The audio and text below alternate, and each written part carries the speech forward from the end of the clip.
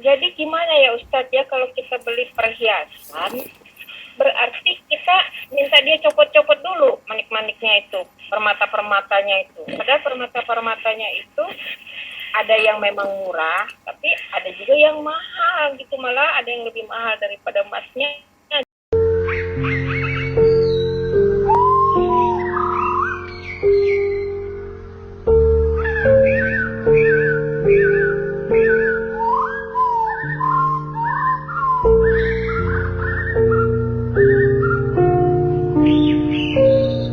To'am, mislabi mislin, bahan makan dengan bahan makanan seimbang, setara, sekupu, sama-sama beratnya, nggak boleh lebih, nggak boleh kurang, harus sama.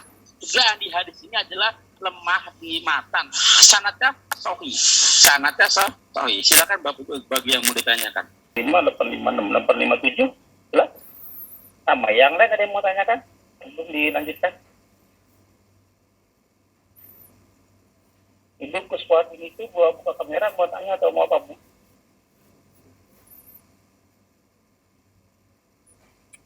Saya nggak punya kitabnya, jadi nggak bisa tanya. Oh, nggak bisa tanya. Wah, Ibu, kalau hadir lagi awal, itu ada apa dari awal lagi, nggak telat-telat, tidak dapat kitab itu tadi. Sempat hilang, Ibu, ya, Bu, sendiri ya. Dulu awal-awal ada ya. Alhamdulillah ada pada dia. Bu Juli kemarin ngirim kurang lebih 3 kitab ya, dibagi-bagiin gratis. Mantap, masih ada lagi apa enggak ya? Mudah-mudahan masih ada lagi ya. Nah, udah usahakan kita hari Ahad pagi kita ngulang dari awal bagi yang mungkin belum dapat. Ya, kita bahasa per bab. Kemarin kita bab toharo kata. Selesai, maka jadi master toharo. Artinya kalau diskusi sama siapa saja, mau ulama-ulama timur tengah sekalipun, kalau yang dibahas toharo, bisa paham, bisa jawab. Bisa adu argumen. Ya, tapi kalau dibahas masalah itu belum tahu, karena belum nyampe babnya, gitu kan. Karena teks itu namanya di situ ini belajar. Nanti besok kita bab bejana, ya tempat air. Kita bahas secara tuntas, kan supaya nanti bisa punya dia bisa diskusi nanti. Ya, bisa minimal kita ngerti hukum lagi ya, ngerti hukum. Baik, kita lagi. Ada yang mau baca? Nah, ada yang mau baca nggak? Apa saya yang baca biar cepat ya? Kalau saya lihat absen yang ketakutan, Andini Risa ketakutan, suruh baca ya. Apa saya ngangkat dari tengah ya? Baik. Wa'an saya aja dah. Wa'an Fadolah bin Ubaid. Dan dari Fadolah bin Ubaid radhiyallahu anhu, semoga Allah meridhoinya, qala dia telah berkata, Astaro itu aku telah beli atau jual beli kalungnya Yaumal Khaibar pada di hari Khaibar, ila ada sebuah seuntai kalung apa ya, kalau kalung seuntai ya, seuntai bahasa ekor kan, seekor ya, seuntai kalung ya bi usnaini asrad dinar 12 dinar, pihak pada kalung tersebut dahabun wa khorojun, ya ada dalam kalung tersebut ada emas bercampur, ada hiasan-hiasannya. Iya, apa namanya? Apa bahasanya kalau hiasan-hiasan apa namanya sih? Manik-manik ya? Betul nggak, Bu? Manik-manik namanya ya? Hah? Permata. Hah? Permata itu termasuk bahan benda mulia bukan? Iya, manik-manik benar, Pak. Manik-manik aja ya, lebih enak ya. Baik. Jadi ternyata kalung tersebut emas, ada manik-maniknya juga bercampur lah gitu ya, bercampur. Lalu pasal itu nggak dipasal-pasalin, pasti dipisah-pisahin. Oh, ini manik-maniknya, ini emasnya. Ya, pasal itu Pak. Fawajad, maka aku mendapatkan wajada ya. Maka aku mendapatkan pihak padanya aksaro tuh wajad af'ala ya, menyatakan lebih aksara min usnai asra dinar, jadi lebih banyak dari 12 dinar. Pas dipisahin, emasnya ternyata lebih banyak, lebih besar dari harga 12 dinar yang dia beli ya. Fadzakartu, lalu aku menyebutkan, menceritakan zalika, kejadian seperti itu, lin Nabi sallallahu alaihi wasallam, kepada Nabi sallallahu alaihi wasallam. Faqala, lalu Nabi bersabda, la tuba'u, jangan dijual. Jangan dijual hatta sholat, sampai dipisahkan. Jangan dijual sampai dipisahkan, mana manik-maniknya, mana emasnya. Jangan dijual secara campur. Ya, secara matan hadisnya, secara sanad hadisnya sahih, matannya juga sahih. Matanya juga sahih. Maksudnya gimana nih? Kalau emas bercampur permata atau manik-manik, ya contoh kita beli emas 5 gram. Kadang-kadang kan nggak murni 5 gram ya Bapak ya. Dibeli per setahun nih, ada permatanya gitu kan. Nah yang kita beli kan emas 5 gram. Kalau ditimbang emas dengan manik-manik, mungkin nggak sampai 5 gram. Sedangkan yang kita bayar adalah 5 gram. Bisa paham nggak Bapak sekalian? Paham ya? Makanya istri saya, kalau beli emas, kalau punya uangnya Bu ya, kalau punya uangnya. Kalau beli emas, saya bilang, saya beli cincin, beli kalung gitu kan, beli cincin yang tanpa ada hiasan-hiasannya. Emas aja polos. Biar mudah menjualnya. Dan itu takarannya tidak kurang, tidak lebih. Karena yang dibeli emas, bukan manik-manik pencampurannya. Kira-kira bisa dipahami Bapak Ibu? Atau ada yang mau ditanyakan silakan. Paham Pak. Paham. Paham ya? Ustaz, sebentar Ustaz. Kalau yang 858 Ya. berarti kalung itu tadi emasnya lebih banyak ya dibanding dinarnya. Dibanding bukan dinar, manik-manik ya. Apa hiasannya? Hiasan. Jadi artinya dia dapat jual untung Pak. Apa namanya? Beli untung gitu ya. Beli untung. Ya, jelas ya. Kira-kira. Berarti tidak boleh dijual. Dijualnya harus terpisah berarti ya. Ini kan buktinya kan satu kan antara kalung itu ada emas, ada manik-manik. Untuk menjual kalung ini lagi berarti harus dipisahkan gitu ya. Ya, kata Nabi begitu, jangan dijual kecuali dipisahkan dulu. Dipisahkan supaya apa? Supaya jelas. Yang orang beli kan contoh Pak Depansa punya kalung 5 gram bercampur manik-manik. Ditimbang kan sebenarnya kan kalau dipisah nggak ada 5 gram ya Pak ya? Betul nggak? Iya, betul Pak. Kan 5 gram itu kan ditimbangnya kesatuan ya. Ya kira-kira paham ya? Kalau dipisahkan berarti lebih sedikit dong. Supaya orang jelas pada saat beli 5 gram dapat 5 gram. Nggak 5 gram kurang. Kira-kira paham? Manik-maniknya ikut timbang ya Pak? Ditimbang. Padahal kan nggak ikut dibeli kan. Kita beli emas kan, akadnya gimana? Beli emas 5 gram, itu kan. Berarti kan nggak ikut beli cincin, beli kalung, beli apa? Beli cincin 5 gram, yang dipahami Pak, beli emas kan. Bukan beli manik-manik kan. Tapi Manik-maniknya ada yang berlian Pak. Ya, kalau berlian lebih mahal dari emas. Untung tuh kalau berlian tuh ya. Kalau berlian untung gitu ya.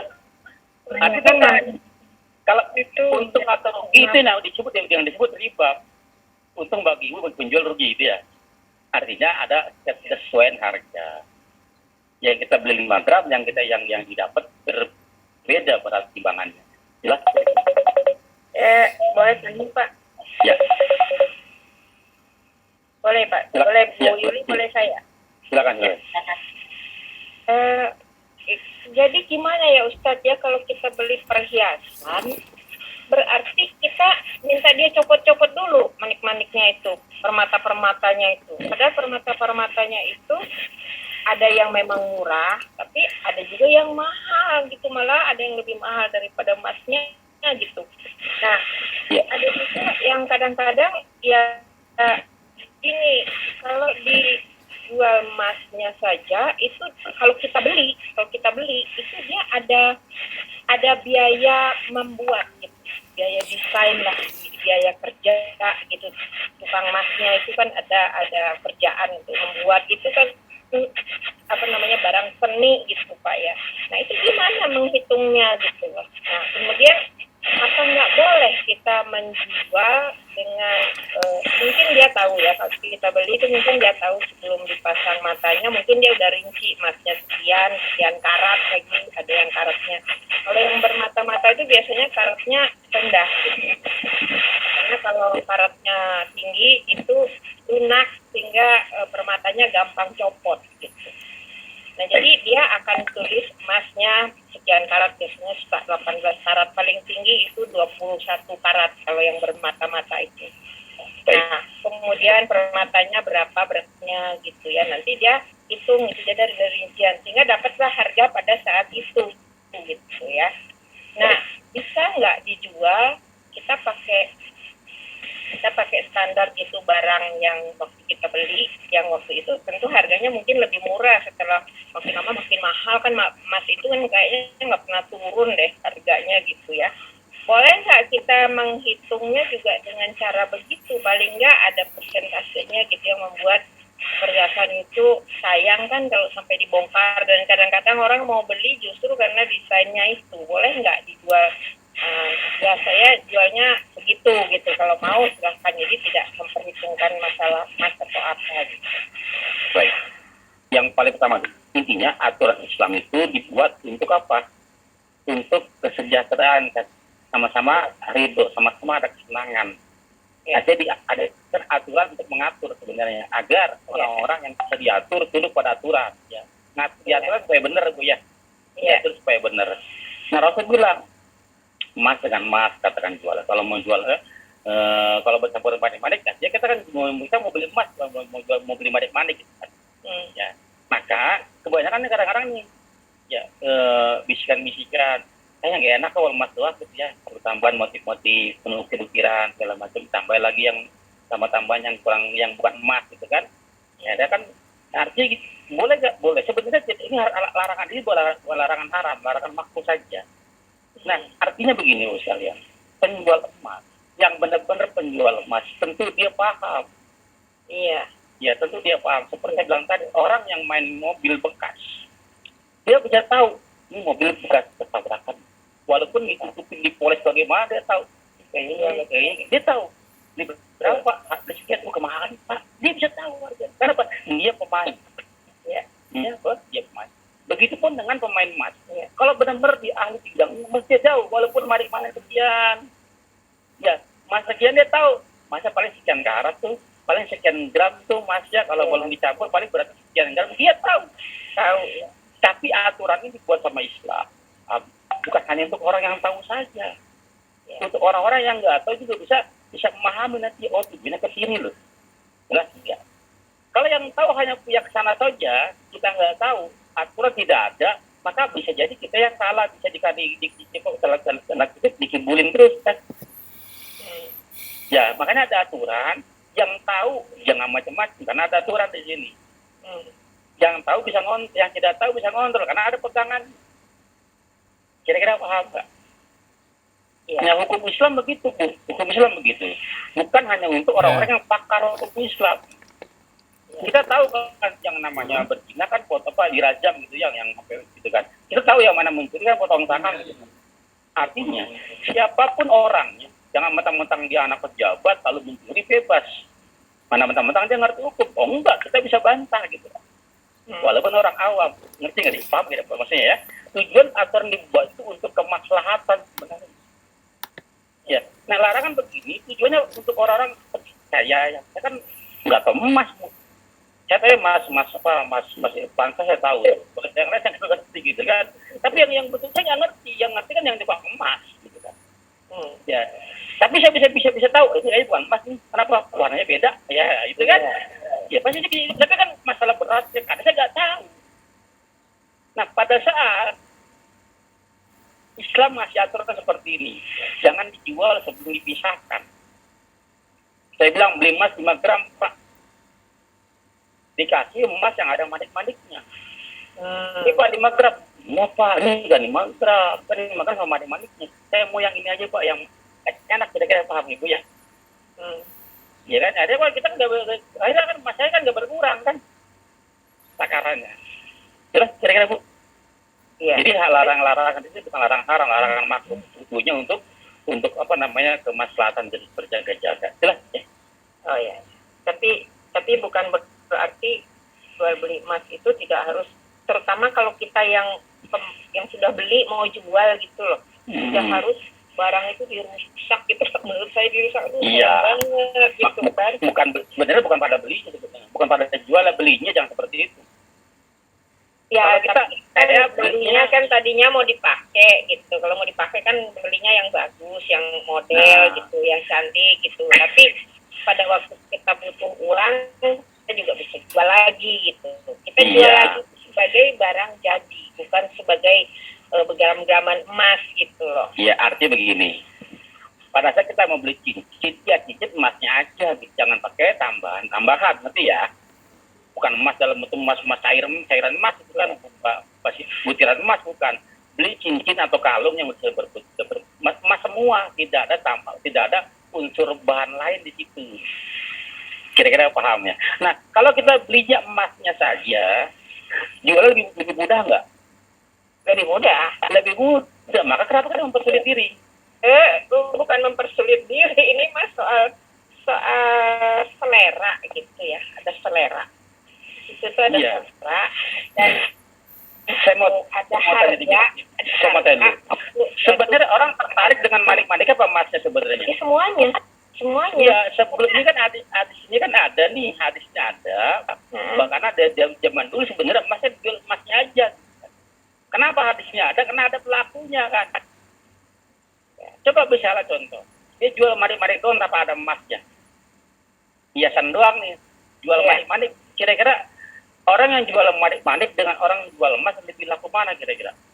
Ya tergantung. Ada orang yang tertarik kepada manik-manik itu, entah mutiara, entah berlian. Bukan, Tapi dia saya nggak bicara mutiara ya, bicara ini manik-manik biasa gitu kan. Kalau beliau termasuk barang-barang biasa sih, ya enggak lah. Kalau batu mulia kan, biasa sama segitu Bu. Yang saya maksud itu adalah manik kebanyakan itu Pak, di mereka yang penjual manik itu juga ya, kalau dia tidak menunjukkan model itu biasanya suka diikat dengan entahlah itu logam apa ya, jenis perak tapi bukan perak juga, entah kuningan entah apa gitu ya, sehingga sudah kelihatan modelnya, sehingga si manik-manik itu lebih berharga. Dia tidak menghargain ininya, malahan pengikatnya gitu, tapi dia menghargain kepada manik-maniknya gitu. Ada juga itu Pak. Jadi ini sebagai wadah dari si manik-manik gitu. baik, berarti dijualnya jual manik bukan emas kan? Ini aturan tapi jual beli emas. Bukan emas ya, bukan emas, Ya, bukan ini perak aturan gitu. Ini aturan jual beli emas dan perak. Ya, Iya. aturan untuk apa yang benda-benda emas tindak dirham ya, emas dan perak. Ada kadang kalung. Jadi yang dibahas adalah fokusnya ke emas dan perak ya, bukan manik-maniknya gitu kan. Kalau manik-manik nggak ada hukumnya. Kita jual emasnya.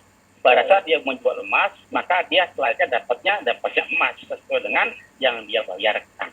Bahkan kalau dia emas 10 gram, kita bayar sekarang, masa besok itu nggak boleh.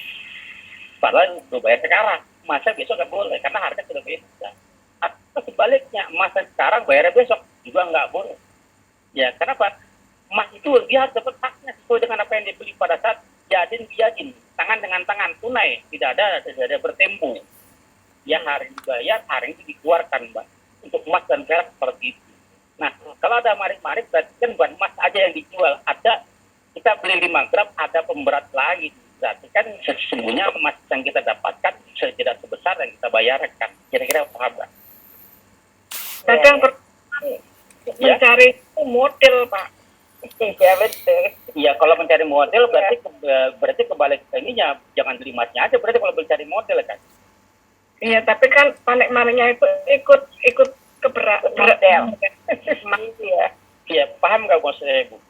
Paham. Artinya tujuannya ada riba. Di riba di sini adalah kita bayar sekian, dapatnya tidak sesuai. Itu riba namanya, ngerti nggak? Tapi kalau sepakat kan boleh ya Ustaz ya? Kalau Saya mau sepakat tanya, terhadap Gina sepakat nggak? Antara pelaku dengan yang pelaku apa, biasanya sepakat nggak mereka? Gina? ya mereka yang tahu ya. Sepakat, dibayar loh. Berapa harganya PSK? 1 malam dibayar. Sepakat kan? Sama-sama ridho tuh. Tidak boleh. Kesepakatan dalam pelanggaran itu tidak boleh. Tapi kok kayaknya tidak apple to apple tuh contohnya Ustaz. Gimana Bu? Kayaknya kalau zina itu dengan jual beli barang perhiasan itu tidak apple to apple gitu. Tidak apple to apple di mana? Jadi tidak sejenis dia, tidak Iya. bisa dibandingkan gitu loh. Bukan. Gitu loh, kalau Maksudnya gitu ya. perbandingannya adalah jual belinya, transaksinya. Oh Ya. iya. Sama-sama rito. Yang haram tidak bisa walaupun rito. Sama-sama riba, haram tetap haram. Jadi kalau kita jual atau kita beli perhiasan emas gitu ya, itu haram kalau kita tidak pisahkan permatanya dari emasnya. Kan tadi saya bilang, larangan di sini bukan larangan haram, larangan makruh. Tujuannya agar kita tidak merasa terzalimi. Atau tidak merasa tertipu ya. Merasa tertipu. Kita Ya, ya. beli 5 gram, kok dapatnya nggak segitu, paham nggak kira-kira ini? Iya, iya, iya. Tujuannya, tapi kalau mau lakukan seperti silakan, kok tidak larangan, tidak larang haram. Tapi kan ada kerugian di situ. Contoh Ya. kerugiannya apa tadi? Pada semua jual pasti repot. Atau harganya pasti Makanya turun. sekarang beli emas perhiasan itu kan ada suratnya, Pak. Nah, suratnya itu, Pak, terutama kalau ada yang kalau ke Mekah itu kan banyak itu yang menawar-nawarkan dan yang jualan emas di Mekah itu orang-orang Sunda, orang kita banyak gitu, Pak. Jadi itu dia tulis ini perhiasan ini, model ini, emasnya sekian gram, terus permatanya sekian gram gitu ya, harga emas berapa dia kali-kaliin. Dan itu surat itu ada tempat yang menjual membeli lagi misalnya itu kalau tidak pada suratnya itu emasnya tuh dilebur istilahnya supaya memasuki itu tadi gitu, dilebur sama dia. Tapi kalau ada suratnya dia percaya gitu. Itu Kalau betul, itu terdaftar gitu. itu betul. Artinya itu terpisah namanya. Emas Iya, iya. sekian gram, Iya. permatanya sekian, berarti itu terpisah. Iya, Walaupun bentuknya satu, tapi udah dirinci. Rinci ya. Ya kan? Tapi jelas namanya terpisah kan. Iya, Yang iya. dilarang di sini adalah dijual. Yang jadi satu ya, Jadi satu, tanpa misalnya. surat. Karena tanpa surat itu dia juga nggak percaya ini emas atau enggak. Jadi dilebur ya. Tahu ya? Ya. Ada lagi silakan Bapak Ibu. Baik, kita lanjut ya. Wa an Samura bin Jundab, dari Samura bin Jundab, anna Nabi sallallahu alaihi wasallam telah melarang an bai'i tentang jualan, tentang penjualan al-hayawan, hewan-hewan. Ya al-hayawan bil hayawan. Hewan dengan uang, hewan dengan hewan. Ya, nasi'ah dengan cara tempo, dengan cara hutang. Dengan cara hutang. Rawahul Hamsah dikeluarkan oleh Imam yang 5, Ahmad, Abu Daud, Tirmidzi, Nasai, Ibnu Majah. Wa sahahu Tirmidzi wa Ibnu Jarudi. Ya. Nabi melarang. Pertanyaannya. Jadi gini. Jual itu kan sama dengan tukar enggak? Sama ya. Karena zaman dulu tidak ada jual beli ya, yang ada tukar menukar. Sekarang harga dengan nilai uang ya. Makanya jadi jual beli. Sebenarnya asal tukar menukar. Saya punya beras dengan berapa ekor ayam. Lebih aman sebenarnya. Lebih terjadi keriduan. Artinya yang transaksi antara keluarga itu aja. Kira-kira ayam beras saya, kamu harganya berapa ekor ayam. Kan sama-sama ada di situ ya. Itu lebih aman sebenarnya. Tapi kesininya kan ayam dihargai, beras dihargai. Kan baru ketemu dengan harganya berapa. Ya, ayam dibeli pakai uang, beras ya dibeli pakai uang. Ya, malah jadi kerancuan di sini ya. Baik. Ini tukar sama dengan jual beli. Nah, di sini Rasul telah melarang dari jual beli atau dari tukaran. Telah melarang jual beli atau telah melarang tukar menukar hewan dengan cara hutang. Saya kalau sekarang kan jual beli ya, kalau zaman dulu kan tukaran. Pak Irwansa, saya butuh kambing dah. Saya beli kambing Pak Irwansa 1 ekor atau 2 ekor. Berapa harganya? Ya, berapa harganya? 10 juta. Hutang. Ya, menurut hadis ini dilarang. Kalau kondisi zaman sekarang, kalau kondisi zaman dulu tidak. Kambing dengan ayam, kambing dengan domba, dengan kuda, dengan unta. Bahkan para sahabat Nabi seperti Ibnu Umar, Rafi bin Hudaj. Jadi Ibnu Umar pernah beli 1 ekor kuda. Dia ditukar dengan 4 unta dengan cara tempo. Contoh, Ibnu Umar transaksinya begini, Pak, saya beli kuda aja ya. Terucap, saya beli kudanya berapa? 1 ekor. Berapa harganya? Ya kalau utang ya dengan 4 ekor unta. Oke, deal, dibayar hari di hari keberapa, di bulan keberapa gitu. Terjadi transaksi, artinya kudanya didapat hari ini, maka Ibnu Umar bayar dengan 4 ekor unta, dan ini terjadi zaman Rasulullah, masih ada Rasulullah. Dia dapat 1 ekor kuda karena kuda lebih prestisius, ya lebih tanda keperkasaan, tanda kekayaan itu dengan ekor kuda, ya, kegagahan, ya. Makanya harga kuda lebih mahal daripada harga unta zaman dulu. Buktinya ini adalah 1 ekor kuda dibayar dengan 4 ekor unta dengan cara hutang. Berarti terjadi, ya, terjadi. Tapi Rafi bin Hudaj, dia beli 1 unta dibayar dengan 2 unta. Dia beli 1 unta hari ini, dibayar 2 unta bulan depan atau bulan yang disepakati. Artinya dibayarnya nggak sekarang, berarti kan dia hutang. Dia jual beli hewan dengan cara berhutang. Boleh nggak Bapak Ibu sekalian? Kalau zaman sekarang tadi, kalau sekarang kan tidak ada tukar-menukar khusus hewan kan. Sekarang adalah hewan dengan uang. Iya, barang dengan uang. Saya beli, Pak, kambingnya, Pak. Berapa harganya? 3 juta. Saya bayar bulan depannya. Oh, kalau bulan depan 4 juta. Boleh tidak Bapak Ibu? Boleh tidak? Boleh, Pak. Boleh, Pak. Boleh. Itu namanya bukan dua transaksi dalam satu jualan. Tetap satu transaksi yang itu transaksi cash atau utang. Ya, cash atau kredit. Kalau cash sekian, kalau utang sekian, karena minimum utang harganya sekian. Tapi dengan catatan, pada saat ada keterlambatan, tidak ada bunga di situ atau bunga berbunga.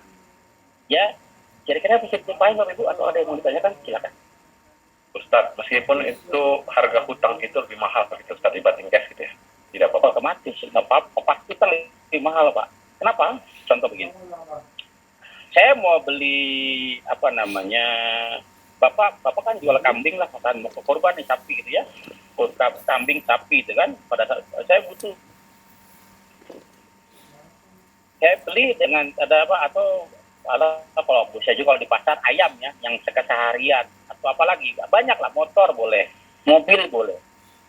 Nah, kalau Pak Irfansyah menetapkan harga cash katakan 100 juta, saya bayar cash 100 juta, kira-kira uang yang Bapak dapat kan sudah termasuk untung nggak Pak? Sudah Termasuk untung ya, bisa diputar lagi nggak Pak? bisa. Nah, artinya modalnya diputar lagi, dibelanjakan lagi, untung disisihkan ya Pak ya? Ya. Betul. Betul. Nah, karena saya bayar dengan cara cicil 10 bulan kata, berarti Bapak menunda keuntungan tersebut kan. Yang tadi Bapak bisa putar lagi di bulan pertama, bulan kedua, bulan ketiga gitu kan. Paham Pak? Ya. Nah, maka kalau saya bayar dengan cara kredit sama harganya, maka saya zolim kepada Bapak. Ya. Jelas ya? Ya. Nah, kelebihan itu adalah untuk mengunci resiko yang timbul gara-gara kredit saya. Paham ya? Maka dibolehkan kredit pasti lebih mahal, tapi tadi syaratnya apabila ada keterlambatan jangan ada denda di antara kita, gitu ya? Jelas Pak? Ya, jelas. Insyaallah. Ada lagi silakan. Assalamualaikum Pak Ustaz. Selamat. Kalau dalam bentuk rumah itu gimana Pak Ustaz? Misalnya begini, Ya. bentuk, ukuran, dan segala macamnya sama, hanya beda daerah, beda harga, itu gimana Pak Ustaz? Contoh gimana Pak? Ya misalnya begini, rumah di Bekasi gitu Pak Ustaz ya, ukurannya sama, luas tanahnya sama, modelnya sama, anggaplah seperti itu, ekstrim aja lah. Di Bandung dan ukuran kondisi yang sama. Itu dengan harga yang berbeda itu boleh, Pak Ustaz? Boleh, kan tergantung lokasi, Pak. Iya kan? Karena harga di Bekasi kan tergantung kepadatannya, apakah di pinggir jalan, apakah di dalam perkampungan, apakah di atas mobil atau tidak. Tentu harganya berbeda dengan yang di, paham ya, kira-kira lokasi nomor 1.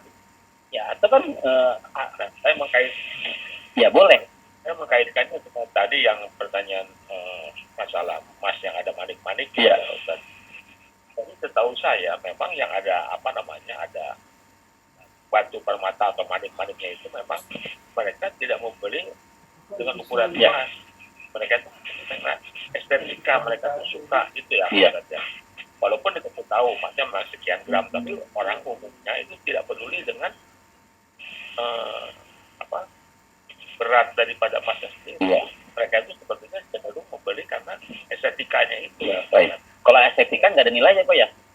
Karena nilainya adalah taksiran ya. Seseorang bisa beda nilai menaksir kan. Nggak ada rujukannya. Nah, ini yang diatur adalah jual beli emas. Jual estetika itu udah di Jual luar konteks konteks ya. jual. Ini kita atur adalah yang kira-kira berhubungan dengan riba tadi. Karena emas itu rentan, Pak. Rentan sekali. Walaupun ya, Bapak beli sekarang nih satu Bapak, timnya beda berapa menit saja, berapa jam saja, udah beda. Ya, Pak. Rentan sekali kalau masih, padahal nggak ada yang berubah, harganya sama gitu kan. Apa kesepakatannya gini sama berapa gram sekian, harganya disepakati 1 juta 1 gram, bayar besok ya. Udah beda, besok udah pasti beda kan. Jelas ya, Pak ya. Itu menghindari kalau emas. Kalau misalnya yang dijual di bukan emas, ya itu kita butuh luar konteks, bukan itu yang kita bahas. Terima kasih, Pak Ustaz. Baik, sama-sama. Berikutnya, ada yang membaca nggak? Ada yang berapa sekarang? 800?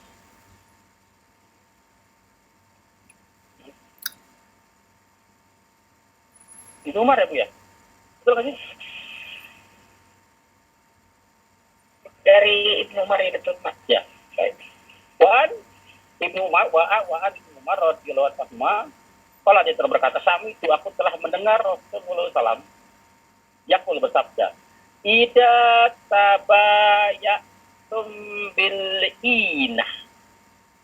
ina apabila kamu berjual beli, bertransaksi ya dengan inah, apa tuh inah? Nanti saya jelaskan ya. Ya. Bin inah fa akhadtum adnabal bakor, maka sesungguhnya kamu telah memegang atau mengambil ekor sapi. Al-bakor sapi ya, sapi betina. Ya, waraditum bizar'ah. Kamu ridho, senang, puas dengan bertani. Wa taraktumul jihad, dan kamu lebih senang meninggalkan jihad, artinya lebih senang bertani, bertanam, bekerja, mencari nafkah daripada berjihad, itu maksudnya ya. Ya, maka jika itu seperti itu yang terjadi, sallallahu alaikum, maka Allah akan memberikan kehinaan. Dia akan memberikan kehinaan kepada alaikum, ke atas kamu. Zulla layanji'ahu, kehinaan yang sangat hina yang tidak akan terangkat. Kehinaan tersebut kata tarji'u ila dinakum, sampai kamu kembali kepada agama-agama kamu. Maksudnya apa sih, Bapak sekalian? Jual beli inah apa sih? Ini jual beli inah begini. Si A sama si B saja ya contohnya ya. Si A, dia beli motor katakan, harga 10 juta kepada si B. Si A beli motor harga 10 juta kepada si B dengan cara cicil. Dengan cara cicil 10 bulan. Berarti sebulan berapa, Pak? 1 juta. Selama 10 bulan. Berarti sebulan berapa? 1 juta. 1 juta. 1 juta ya. Baik. Deal itu transaksi. Si A beli motor kepada si B dengan cara cicil sebulan 1 juta selama 10 bulan. Total 10 juta. Maka sudah transaksi dengan cara cicil kredit. Boleh berjalan bulan depan. Nah, motor diserahkan kepada si pembeli. Motor diserahkan kepada si pembeli. Lalu si penjual membeli kembali motor tersebut dengan cara cash sebesar 8 juta atau lebih rendah daripada 10 juta. Dibayarkan 8 juta kepada siapa? Kepada siapa, Pak? Jual. Oh, Pembeli. fokus pada pembeli ya, karena pembeli kan dia dapat motor nih. Dia dapat motor dibeli lagi sama penjual dengan harga 8 juta. Maka si pembeli dapat apa? Si pembeli dapat apa dulu? Motor. Dapat uang. Dia dapat uang, pembeli. Fokus. Saya ulangi lagi ya. Si A beli motor kepada si B 10 juta cicil. Motor diserahkan kepada si A nih. Ingat, motor ada di A sekarang. Berarti si A utang berapa sama si B? 10. Kalau si B membeli motor tersebut, dibeli kembali sama si B dengan cara cash 8 juta. Berarti si A megang apa? Megang uang 8 juta. Sedangkan si A, si motor di mana motor sekarang? B. Si B megang apa sekarang si B? Megang motor dan hutangnya 10 juta, betul? Iya. Iya. Sebenarnya ini mah bukan pengen hutang doang. Nggak beli motor cuma sekedar kamuflase. Ini namanya jual beli inah. Sudah? Sudah. Ada yang begitu nggak? Ada yang begitu? Silakan bagi yang mau tanyakan.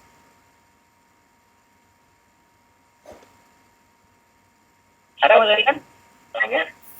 Ya. Ustaz. Ya. Silakan Pak, dengan yang jualan narkoba, Pak Ustaz. Banget kepala nggak tahu. Bukan, dia kan cuma cari keuntungan, dia tidak peduli sama orang. Ya jual aja jadi haramkan kan? Oh iya. Rusaknya. Gimana? Jelas? Halo. Lanjut ya? Lanjut. Itu namanya jual beli inah. Wa'an Abi Umamah radhiyallahu anhu an Nabi sallallahu alaihi wasallam qala telah bersabda man siapa saja man syafa'ah siapa saja memberi syafa'ah menggenap syafaat itu menggenapkan syafaat atau menolong atau meringankan atau membantu. Syafaat itu gini saya si A beli barang seharga 10.000. Dia punya uang 9.000 kurang ya, barang 9 kurang 1.000 kan. Lalu ketemu si B memberikan 1.000 kepada si A tadi. Nah si B berarti telah memberi syafaat kepada si A. Maksudnya si B telah menggenapkan kekurangannya si A. Ya, syafaat itu menggenapkan, artinya lawan syafaat itu adalah ganjil ya, witir. Lawan syafaat adalah witir. Man syafaat siapa saja yang menggenapkan, maksudnya menolong atau membantu. Ya, man syafa'a li akhihi saudara. Ingat saudaranya berarti sama-sama beriman nih. Ya, karena hanya orang beriman yang bersaudara kan. Li akhihi syafa'ah. Dengan satu pertolongan, fa ahda lahu hadiyatun, maka Allah berikan kepadanya pertolongan. Ya. Mana kan?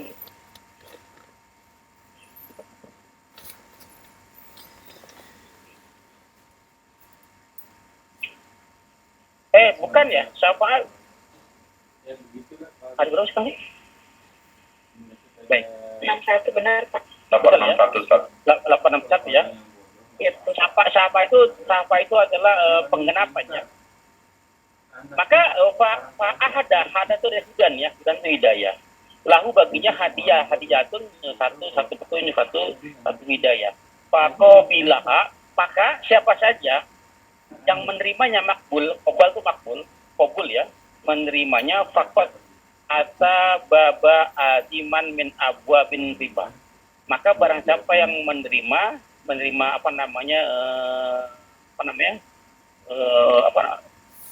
senang aja pemakbulan atau pemanfaatan, maka dia termasuk mendatangi fakot ata baban. Maka sungguh ata telah datang atau mendatangi baban, pintu-pintu adiman yang sangat besar, ya, maksudnya dosanya, ya, min abwabir riba, dari satu pintu yang bernama pintu riba. Maksud gini, Bapak sekalian. Ini bukan pertolongan ini, ya, siapa kalau maksud gini, siapa di sini adalah berhubungan dengan bab riba. Barang siapa yang memberikan pertolongan, maksudnya pinjaman. Si A minjem kepada si B, pertolongan, pasti pertolongan. Tapi mengharapkan mengharapkan manfaat dari pertolongan itu. Mengharapkan manfaat dari pertolongan tersebut, maka dia telah masuk satu pintu yang sangat besar dari pintu riba. Barang siapa yang memberi pinjaman tapi ada manfaat itu, maka itu adalah bahwa riba, maka itu adalah riba. Kira-kira dari sanadnya gimana nih? Dari matan bagaimana nih? Ya kalau dari sanadnya ya wa isnadi makola, sanadnya ada dalam pembicaraan, artinya ada yang menganggap kopi, ada yang menganggap lemah. Sanadnya yang makola itu dibicarakan sama para ulama. Ada yang menganggap sanadnya lemah, ada yang menganggap sanadnya sahih, ada yang menganggap lemah, ada yang menganggap sahih. Baik, sekarang kita lihat matan sanad teman. Dari sanad yang matan bagaimana? Ya, kalau seperti ini, si A meminjamkan si B, lalu si A berharap dengan si B tersebut tujuannya adalah mengambil keuntungan dari si B dengan dari orang yang ditolong, maka ini termasuk riba. Ya, termasuk riba. Orang yang butuh bantuan bukannya ditolong, malah diambil keuntungan dari situ. Kalau kasus seperti itu, maka ini adalah riba yang diharamkan. Tapi kalau sebaliknya, kalau si A meminjamkan kepada si B, memberi pertolongan kepada si B tanpa syarat, lalu si B mengembalikan, maka dia tidak termasuk riba, karena Rasul berbuat seperti itu. Ya, fayurukum, sebaik-baik di antara kamu adalah yang paling baik mengembalikan pinjaman. Nah, pernah minjam unta 1 tahun, yang berumur 1 tahun, lalu dikembalikan unta yang berumur 2 tahun. Ya, kira-kira paham Bapak Ibu atau ada yang mau ditanyakan? Silakan. Ada? Kalau ada, tolong dibaca siapa di sini. Main betul juga ya, Bu Ambar. Tolong baca Bu Ambar. Mohon maaf Pak Ustadz, ya. Ini ikutannya sambil di jalan habis silaturahim ke rumah saudara. Jadi masih di tol ini sambil ngikutin kajian. Bisa. Mohon maaf. Enggak tahu. Aldi yang lain dulu, kepalanya migren tahu. Ya, salahnya migren. Ajak. Ya, siapa nih? Bu Anissa ada? Bu Anissa? Asmalina ada? Kalau ada Bu Dewi. Bu Dewi baca Bu Dewi. Pak Ustadz, kalau mau tanya dulu yang barusan ini sedikit boleh ya, Pak Ustadz. Kalau misalnya meminjamkan tapi kan tidak boleh mengharapkan manfaat ya dari itu. Kalau orang yang meminjamkan tapi misalnya dia ikutan menanam modal gitu, usaha gitu, kan ini dia mengambil keuntungannya juga nanti bagi hasil itu bagaimana Bu? Contoh gimana Bu? Misalnya ada seseorang buka usaha, ya, terus pinjam uang kepada siapa? Sama saya misalnya, ya. Tapi saya orang itu meminjam dengan iming-iming dia gini, usaha nanti bagi hasil gitu, keuntungannya dia mau buka usaha misalnya jualan apa, nanti hasilnya bagi 2 gitu sama saya gitu. Karena kan itu berarti kan saya seperti menanam itu juga gitu, maksudnya menanam modal itu dia gitu kan, karena meminjamkan. Nah itu bagaimana? Boleh nggak? Nggak boleh Bu, tidak jelas itu goror. Akadnya harus jelas, pinjam. Kalau mau investasi bagi hasil ya. Ya kalau misalnya mau kerjasama, musyarakah boleh, mudarabah boleh, murabah boleh. Artinya kamu butuh modal atau butuh pinjaman harus jelas. Ya, harus jelas. Kalau kamu butuh pinjam berapa? Sekian juta. Baik.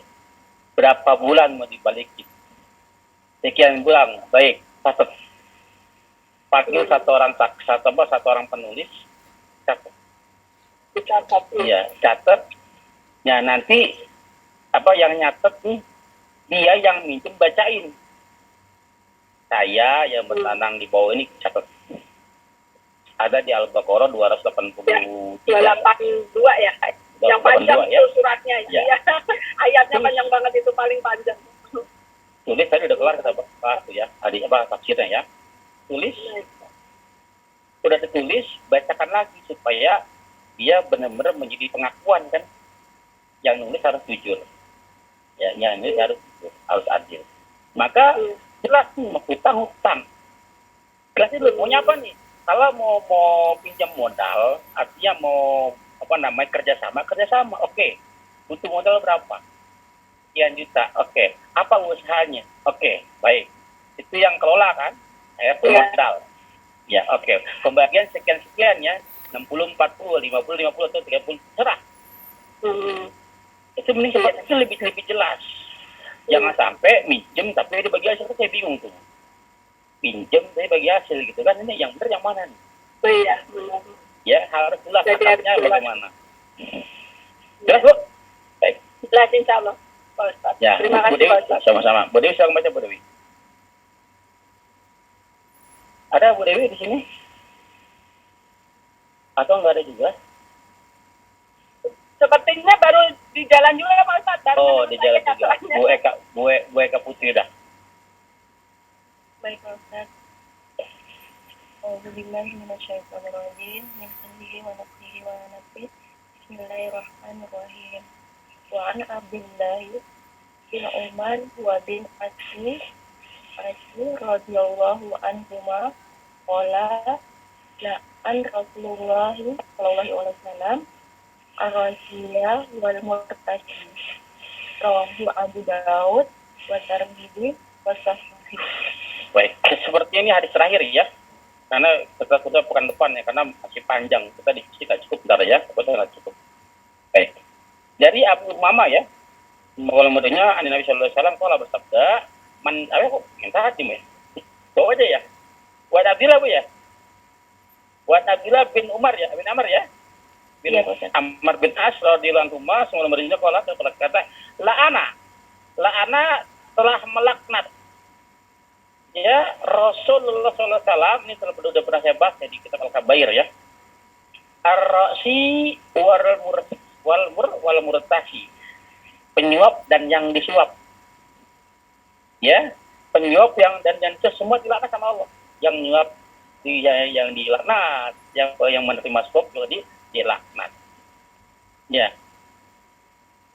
Ini bentuknya umum. Pokoknya yang namanya suapan ya, maka tapi hadis sebenarnya tujuan hadis itu sebenarnya berhubungan dengan hukum Islam. Begini maksudnya Bapak sekalian. Misalnya ya, ada seseorang katakan dia terlihat tertangkap telah mencuri. Lalu dipotong tangannya. Mau dipotong tangannya, sebelum dipotong tangannya, keluarganya ngelobi Rasulullah SAW untuk diringankan potongan tangannya supaya nggak dipotong lah gitu. Karena kan ini kan keluarga saya Rasul, gitu ya kira-kira ya. Ini kan keluarga saya.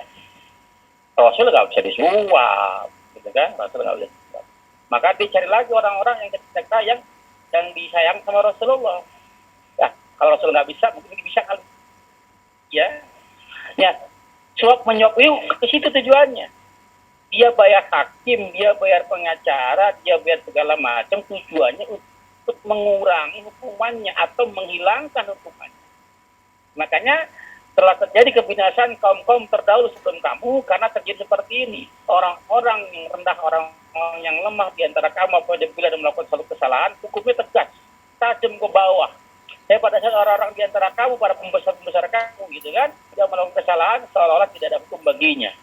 Apa kamu ingin dihancur lagi seperti mereka, kaum-kaum terdahulu? Ya kan, itu maksudnya. Ini yang mahasiswa itu lari. Ya, nah sekarang beralih banyak di sekarang. Bagaimana kalau misalnya melamar pekerjaan dengan cara bla bla bla bla.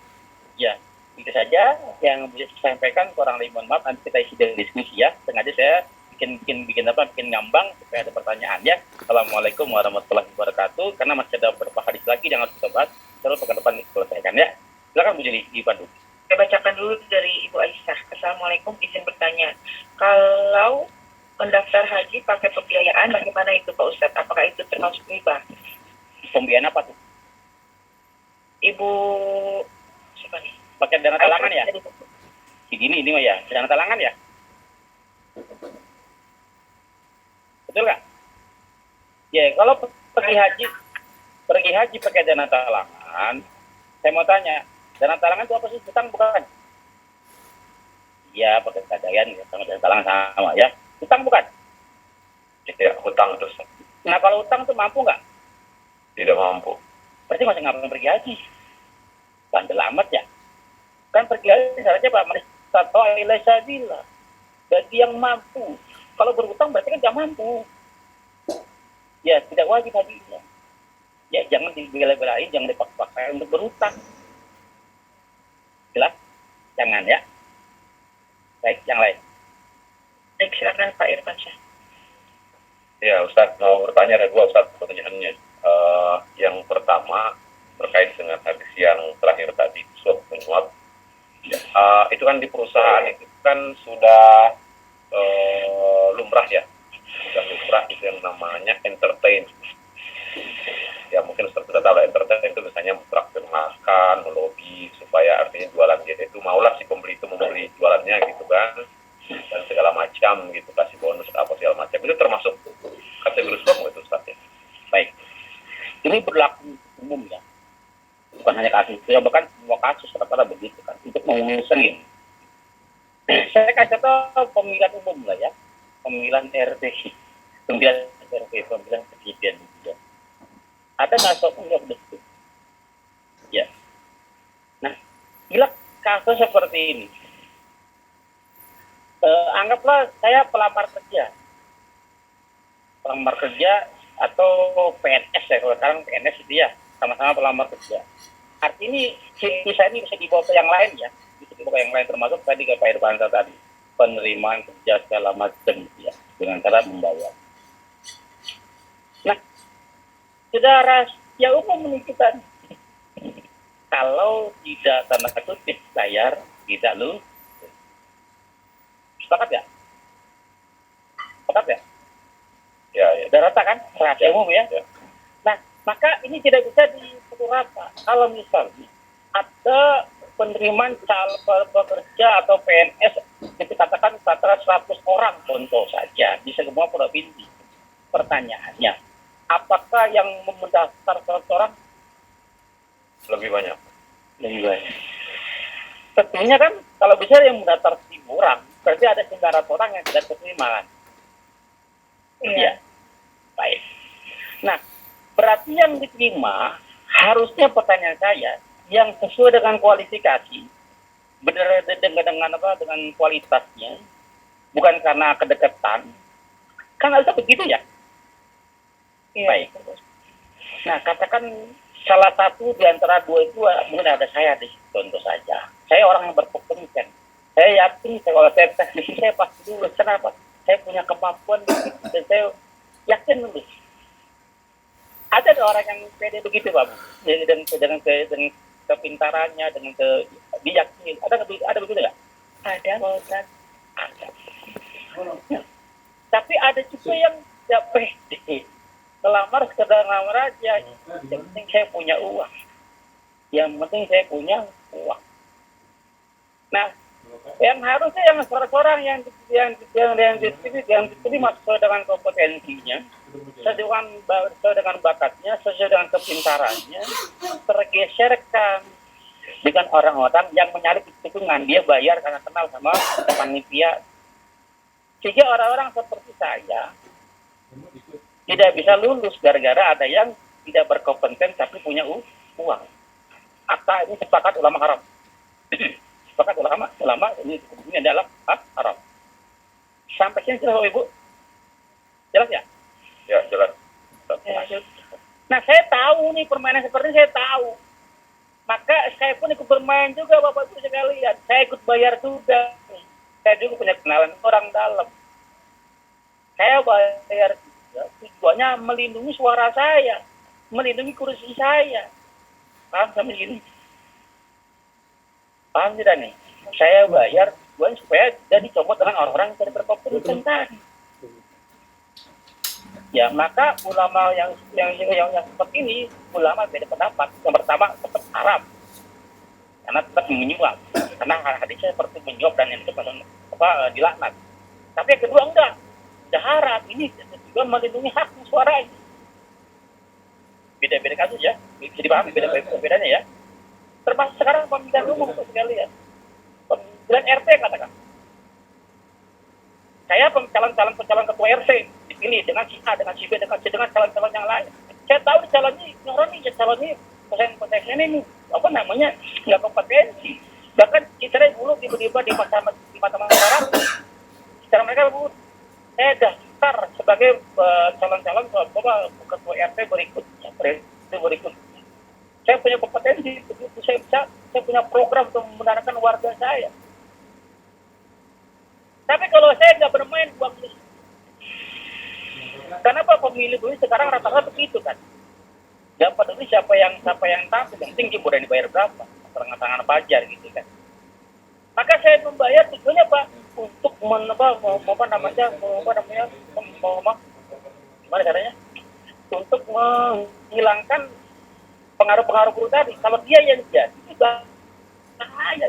Kalau dia yang jadi RT-nya, RW-nya yang jadi, maka masyarakat akan bencana. Tukang minum, tukang main perempuan. Kalau dia jadi pemimpin, bahaya. Nah, saya tampil di situ. Kalau saya nggak bermain, saya akan kalah. Kira-kira paham nggak? Maka sifat seperti itu masih bisa dibenarkan. Bisa dibedakan bisa lihat? Silakan yang lain. Pak RP-nya paham nggak kira-kira? Nah, tadi terkait dengan yang perusahaan, tadi gimana seperti itu Pak? Iya sama Pak. Kalau misalnya tadi, saya melamar ke perusahaan tadi. Dengan pesaing tadi, kalau saya misalnya saya berkompetensi, kalau saya nggak ikut bermain, saya akan tersingkir kan? Ya. Maka kalau saya ikut bermain juga, main uang bayar juga kepada panitia. Ya. Sesuai dengan harga yang dipatok ini gitu kan. Saya ikut bayar, tujuannya melindungi hak saya. Maka ulama di situ masih ada yang membenarkan. Ya, tapi ulama yang lain tetap boleh, tetap termasuk riswah, tetap termasuk suap. Jelas Pak Raja? Enggak sih, ini biasanya kalau di perusahaan itu kan dia misalnya katakanlah produk A, dia ada seorang marketing produk A, kemudian ada juga masyarakat yang lain, katakan swasta juga, bukan pemerintah, juga dia dalam menjual produk A atau dalam menjual produk supplier ya. Supplier dia itu katakanlah itu ya biasalah entertain itu kan misalnya ngajak makan, ya kadang-kadang itu ngajak nyanyi, kadang-kadang itu ngasih bonus dan segala macam gitu. Ya. Baik. Ini kan entertain itu kan kita luas dan bisa nyanyi karaokean gitu kan. Kalau entertainnya sudah buruk, karaokean, minum segala macam ya jelas haram. Ya, jelas haram. Tapi kalau entertainnya dengan cara yang baik, karena sebenarnya kan pesaingnya antara sama supplier kan Pak ya? Ya, betul. Kalau tadi kan sama calon pemilih ya, sama calon masuk ke PNS gitu kan, sama pekerja. Kalau ini kan sama calon supplier, supaya barangnya dipilih, maka saya entertain dia. Ya, nah berarti kalau saya bayar mengentertain si A karena dia sebagai proteksi gitu ya Pak ya? Betul ya? Ya, sebagai yang penentu decision maker-nya gitu kan. Ya. Nah, Ya. Maka saya pegang dia aja, saya pegang dia. Padahal saya tahu barang kualitas saya tidak sebagus yang para pesaing saya. Ya, maka bila saya entertain, tujuannya biar barang saya dibeli pada kualitas tidak baik, berarti kan secara tidak langsung saya menjegal orang-orang yang punya barang serupa dengan saya, tapi yang kualitas lebih baik atau mungkin lebih murah harganya, ya. Karena dia nggak entertain, akhirnya dia nggak diterima, termasuk suap itu apa namanya, itu haram. Tapi kalau tujuannya karena mereka sudah paham sama-sama saling bermain, saling mengentertain, saya mengentertain dia juga tujuannya apa? Saya punya kualitas barang, melindungi hak saya supaya hak saya tidak disalib sama mereka yang punya barang-barang sejenis dengan saya. Saya bisa adu kualitas. Tapi kalau saya tidak entertain, saya akan kalah. Maka ini masih dibenarkan. Ya, walaupun ada ulama tetap itu termasuk riswat juga. Kira-kira paham nggak Pak Edward? Ya, soal paham, Ustaz. Baik. Kemudian pertanyaan kedua, Ustaz. Itu kan sekarang itu ekonomi yang sekarang itu kan dia di dalam perdagangan komoditi itu kan katakanlah itu kontraknya itu adalah 3 bulan, 6 bulan ke depan barangnya datang, kemudian dibayarnya itu sekarang. Ya, Harganya itu harga sekarang. ya. Datangnya barang 3 bulan atau 6 bulan ke depan. Artinya kalau sekarang katakanlah itu Pertamax 13 ribuan, liter itu Pertamax yang sekarang yang kita beli itu barang itu kontraknya itu 6 bulan yang lalu gitu, harga 6 bulan yang lalu gitu, tapi barang itu kita pakai sekarang gitu. Nah itu termasukin nggak usah riba nggak itu ya, yang begini-begini aja. Iya. Baik, ini kejadian pada saat dia pertama kali di Madinah, Pak. Di Madinah. Jadi A mau usaha beras katakan. Kalau sekarang kan minyak ya, sama-sama bahan pokok kan.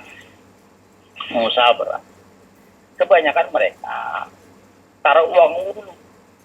Kalau mau dapat harga sekarang, taruh uang dulu, kunci harga. Barangnya bulan depan atau sesuai dengan kesepakatan waktu. Sama ya Pak ya? Sama nggak? Sama. Nah, dia bayar itu sekarang. Maka kalau bayar sekarang, Bapak dapat harga sekarang. Maka Bapak dapat harga sekarang. Tapi kalau bayaran nanti, ada barang, ada uang, maka berlaku harga pada waktu itu. Ini terjadi pada zaman Islam belum muncul di Madinah nih Pak. Sebelum Islam diturunkan, ayat Rasulullah itu membenahi itu semua. Membenahi itu semua. Nah, sebenarnya yang menentukan harga siapa? Kalau misalnya terjadi barter, saya dengan Pak Irfansyah katakan, Pak Irfansyah, saya punya minyak di sekian kiloliter. Ya, kan zaman dulu kan barter ya, barang dengan barang. Ya, Bapak punya apa? Jagung, beras, tanah, berapa kintal, berapa kilo, berapa ton. Saya punya minyak sekian. Maka pertanyaan saya, siapa yang menentukan harga, Pak? Kalau barter seperti itu, siapa yang menentukan harga? Kedua belah pihak zaman dulu. Kedua belah pihak, aman nggak? Sama. Bapak Ridho, saya Ridho. Ayam saya 2 ekor, Pak. Hitung dengan beras sekian kilo lah. Kalau Ridho, ya sudah selamat. Tidak ada yang mempengaruhi harga. Kalau zaman sekarang enggak, Pak. Minyak siapa yang menentukan harganya, Pak? Solar siapa yang menentukan harganya, Pak? Beras siapa yang menentukan harganya, Pak? Nah, pasar siapa yang menguasai? Paham ya? Makanya sampai sekarang kita terjajah, Pak. Selama sistem seperti itu, kita akan terjajah. Artinya sebenarnya dia mengharapkan terjadi transaksi uang masuk dulu. Harga bisa dimainin, itu sebenarnya harga Pak bisa berubah, bisa enggak, karena mereka yang menentukan harga. Pak. Artinya pada saat dia memberi uang sekarang, barang bisa dikirim pun bisa sebenarnya, karena dia lagi mau bermain saja, maka praktek seperti ini yang Nabi untuk menghilangkannya. Makanya kemarin Bu Dewi kan dengan dolar ya. Kalau beli dolar sekarang, maka harga sekarang. Karena kadang-kadang kunci tuh sekian ribu dolar gitu. Ya, maka masuk jembatan. Kalau kita ikuti permainan mereka, maka sampai kapan kita akan terus terjadi. Kita akan maju ekonomi kita. Jelas Pak, kira Mas? Jelas ya? Itu termasuk riba nggak Ustaz? Ya. Termasuk Pak. Kenapa? Dia dia udah terima uang.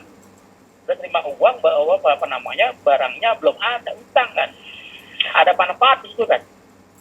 Yang harusnya dia kalau menerima uang, dia ngasih barang, Bapak bisa jualan barang dengan barang tersebut. Ada manfaat yang mereka tahan di situ. Manfaat Bapak yang harus bisa berjualan tidak disampaikan kan, ditahan sama dia kan untuk bulan depan. Padahal barang mah ada. Paham nggak Pak Ustaz? Ya, sementara paham Ustaz. Baik. Ada lagi silakan. Saya mau tanya yang masalah entertain tadi Pak Ustaz. Itu bagaimanapun, itu kan entertain itu termasuk biaya Pak Ustaz. Ya. Akibatnya ada dua. Kalau misalnya si produk yang jalankan dengan memadai cara entertain seperti itu ke konsumen, contoh lah farmasi Pak Ustaz. Ya.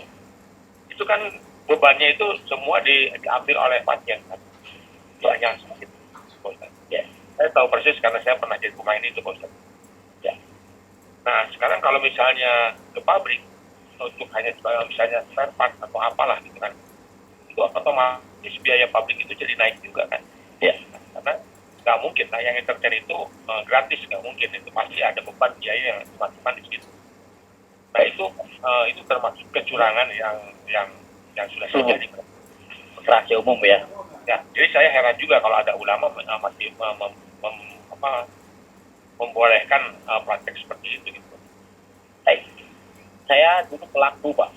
Saya dulu kontraktor. Saya main di jalan jembatan. Ya. Karena awalnya nggak ngerti, diajak-ajak sama orang tua kan. Saya positif kok. Ternyata prakteknya begini gitu kan. Artinya kita sebagai kontraktor kan menghitung biaya ya Pak ya. Pada saat kita mengajukan harga dengan kualitas seperti ini, harga segini kita udah ngitung ya Pak ya, betul nggak sih? Ya, dengan kualitas segini, harga segini kita udah ngitung. Diminta lagi untuk entertain kan, berarti kan dari mana ngambil biaya tersebut? Mau nggak mau kan produksi dikurangi, ya kan? Makanya pengaspalan jalan bentar udah rusak, benar-benar udah rusak. Kenapa tadi biaya produksi diambil, dikeruk untuk bayar terus kan? Kenapa yang namanya penjual, namanya saya, namanya pedagang nggak mau rugi kan?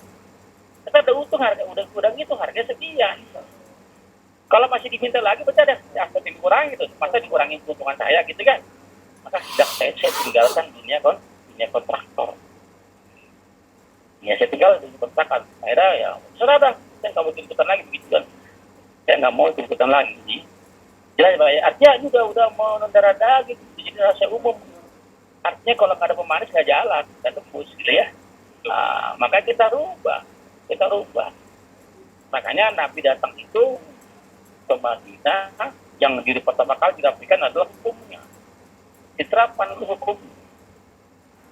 Ya, Nabi sebagai yang punya daulat, pemegang kekuasaan tunggal. Bagi Mekah nggak bisa, Nabi nggak bisa berbuat apa-apa karena dia rakyat biasa. Pas ke Madinah baru dia bisa berbuat. Semua hukum di tangan Rasul. Gitu ya. Jelas Pak Ibu? Silakan. Terima kasih. Silakan yang lain. Saya bacakan dari Ibu Mei ya Pak. Assalamualaikum Pak Ustaz, maaf ini. Nah, kita ingin emas pada seseorang dan saat mengembalikannya dalam bentuk emas juga, sedangkan harga jual sekarang dengan harga beli saat mau mengembalikan tentu dengan harga yang biasa lebih tinggi. Itu antara yang pinjam sama yang meminjami hukumnya gimana Ustaz? Soalnya di daerah SRG itu gimana ya? Di daerah SRG seperti itu, saat orang sangat membutuhkan sepakat dengan kebutuhan. Baik. Yang namanya saya pernah minjem emas sama mertua saya pada saat ya saya punya kebutuhan saya, maka saya kembalikan dalam bentuk emas. Ya. Emas harganya beda, tapi kan yang dapat sama. Artinya gini Bapak sekalian. Emas sekarang, contoh saja. Kambing 2 dinar katakan, 2 dirham kan. Maka sekarang pun ada sama. Kemudian cuman bedanya 2 dinar kemarin berapa nilainya, sekarang berapa nilainya. Kalau misalnya saya pinjam hari ini di 10 gram katakan 10 juta rupiah, ya di uangan 10 juta rupiah, saya bayar tahun depan. Kalau saya kembalikan dalam bentuk uang 10 juta, maka dolim saya. Yang saya pinjamkan tuh pasti nggak mau tuh. Kenapa? Nggak kebeli lagi mas 10 gram. Ya, maka akan sangat elok gitu kan kalau saya menyem emas, saya kembalikan emas juga. Ya harga beda, ya itu resiko yang saya yang masih ambil, saya meminjam kan. Jelas Bu ya, jadi harusnya begitu, pinjam emas balikan emas lagi. Jangan minjem emas dibalikan dengan uang, pasti beda harganya. Ya, kecuali disepakati pinjamnya 10 gram, 10 juta ya kan. Tadi dibayar bulan depan di tahun depan 10 gram harganya 12 juta, maka boleh Bu, karena harganya 10 gram 12 juta, saya bayar 12 juta ya, senilai emas pada waktu. Jelas ya? Jelas Bu? Baik, yang lain silakan. Saya bacakan pertanyaan dari Ibu Selvia. Arti kita beli emas harga sekarang dan dijual 5 tahun kemudian menggunakan yang berlaku, apakah itu boleh? Boleh, mas kan harga sesuai pada saat itu. Boleh. Nah, jadi artinya emas sekarang 5 gram, katakan dapatnya contoh saja gitu kan, dengan 5 gram artinya 5 juta, itu kan dapat 1 ekor kambing. Contoh. Maka 10 tahun kemudian itu tetap dapatnya 5 ekor kambing.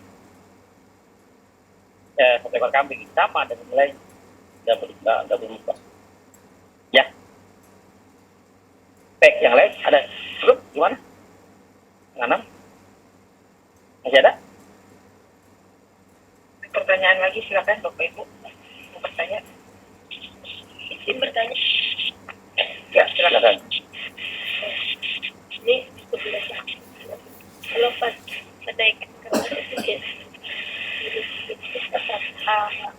mau pakai dapat hadiah, apa itu menyulut dulu tadi? Ya. Baik. Kenaikan kelas, lulusan sekolah gitu ya. Iya. Baik. Kalau misalnya kita inisiatif wali murid itu kita disesuaikan oleh-oleh buat guru ya, karena mau lulus sekolah ya, hadiah boleh. Tapi kalau kita ngasihnya sebelum lulus atau sebelum ujian, saya berarti kan ada bagi rapot ya. Sebelum bagi rapot kan ada ujian dulu gitu ya. Nah sebelum ujian ini ada beberapa orang saja yang memberi hadiah, bukan semua siswa. Hanya segelintir orang saya yang memberi kepada guru tersebut, maka itu termasuk suap. Dikhawatirkan pemberiannya bisa mempengaruhi nilainya. Jelas Bu? Bedanya saja. Tapi kalau sudah selesai, sudah rapat sudah dibagikan, artinya ujian sudah selesai itu kan, atau sudah lulusan, ya kita patung aja. Pasti semua pihak ikut-ikutan urunan, maka itu boleh sebagai kado perpisahan, itu boleh hadiah. Itu boleh. Yang dikhawatirkan sebelum masa itu terjadi bisa mempengaruhi nilainya, itu yang tidak dibolehkan ya. Jelas ya Bu ya? Kasih Ustaz. Sama-sama. Cukup Bu Juli? Iya. Baik. Kita akhiri saja kajian pada sore hari ini. Insya Allah besok pagi kita lanjut lagi untuk bab berjata ya, bab dari awal lagi. Baik, mari sama-sama kita membaca doa kafaratul majelis. Subhanallah.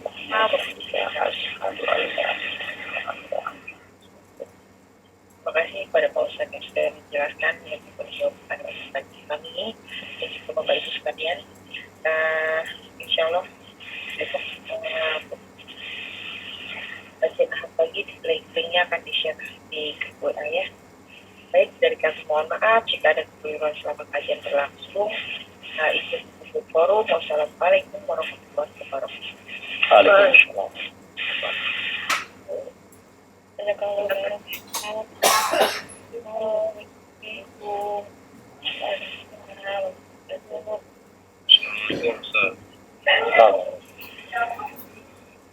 Terima kasih Pak Ustaz. Terima kasih Bu Yuli.